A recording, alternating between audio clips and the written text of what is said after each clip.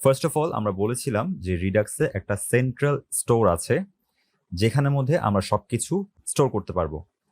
So এই স্টোরটাকে আমরা একটা জাভাস্ক্রিপ্ট অবজেক্ট হিসেবে চিন্তা করতে পারি, যেখানে আমার যত রকমের স্টেট আছে সবগুলোকে আমরা রাখতে পারবো। এবং এই স্টোরটা কমপ্লিটলি ইন্ডিপেন্ডেন্ট হিসাবে কাজ করবে, এটা রিয়্যাক্টের উপর ডিপেন্ডেন্ট না। আমি রিয়্যাক্ট থেকে এই স্টোরটাকে অ্যাক্সেস করতে পারবো। তো ধরলাম আমার রিয়্যাক্টের কোনো কম্পোনেন্ট এই স্টোরটাতে কিছু চেঞ্জ করতে যাচ্ছে বা এই স্টোরটাকে আপডেট করতে যাচ্ছে। রিয়্যাক্ট কোনো কম্পোনেন্ট থেকে আমি সরাসরি কোনো স্টোরকে আপডেট করতে পারবো না। এই স্টোরকে যদি আমার আপডেট করতে হয় তাহলে আমার রিয়্যাক্ট কম্পোনেন্ট থেকে অ্যাকশন পাঠাতে হবে। অ্যাকশনের মধ্যে ডিফাইন করা থাকে যে আমি স্টোরের মধ্যে কোন ধরনের চেঞ্জ দেখতে যাচ্ছি।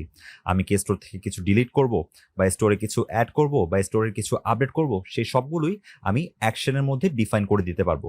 এবং এই অ্যাকশনটা রিয়্যাক্ট কম্পোনেন্ট থেকে ডিসপ্যাচ হবে। ডিসপ্যাচের সোজাসুজি অর্থ হচ্ছে পাঠানো, কোনো পারপাসে আমি যদি কোনো কিছুকে পাঠাই সেটাকে ডিসপ্যাচ বলে।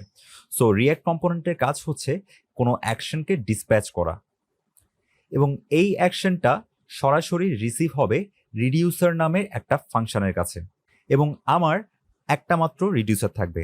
আমি চাইলে মাল্টিপল রিডিউসার ডিক্লেয়ার করতে পারি, বাট আলটিমেটলি আমাকে সবগুলো রিডিউসারকে কম্বাইন করে একটা রিডিউসারে নিয়ে আসতে হবে। সো স্টোরে কোনো ধরনের আপডেট যদি করার ক্ষমতা থাকে সেটা শুধুমাত্র রিডিউসার নামের ফাংশনের আছে।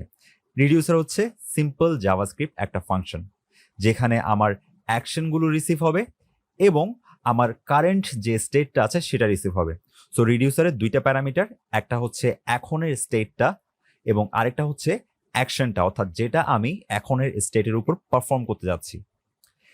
এই রিডিউসার ফাংশনটা একটা স্টেট রিটার্ন করে, অর্থাৎ আমার আপডেটেড যে স্টেটটা, আমি অ্যাকশনটা যখন কারেন্ট স্টেটের উপর পারফর্ম করব আমি একটা আপডেটেড স্টেট পাবো।